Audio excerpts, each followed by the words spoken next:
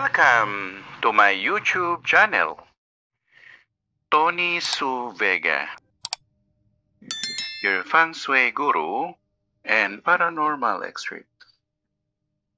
Today is Sunday, the 17th of September 2023, Day of the Tiger. Best colors to use and wear: green, all shades of green.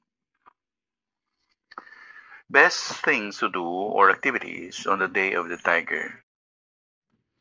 Alam natin na ang tigre ay yang, male, lalaki, wood, kahoy, sun, XUN, at ito ay nagtutukoy sa lahat ng puno o kapunuan, kagubatan, at nagtutukoy rin ang sun sa ground o yung lupang iyong tinatapakan. At ang kulay niya ay kulay berde o luntian. Ano ngayon ang magandang gawin o gawain sa araw ng tigre? Dahil na rin ang sun ay may kinalaman din sa hangin, pwede rin ang pag-awit o paggamit ng musical instruments, the winds instruments especially, harmonica, keyboard, at ano pa. Pwede rin ang mga gitara, piano, o umawit kagaya ng ginagawa ng orchestra na merong tugtog, merong tenor o merong soprano na nagbibigay ng letra para dun sa nota ng musika.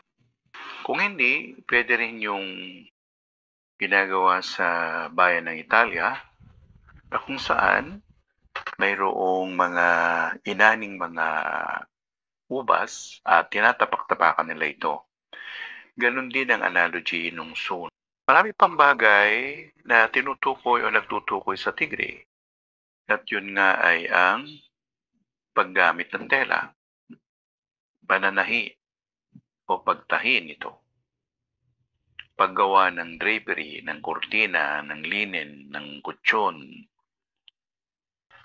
Yan ay lahat-lahat nagtutukoy sa gawain para sa araw ng tigre.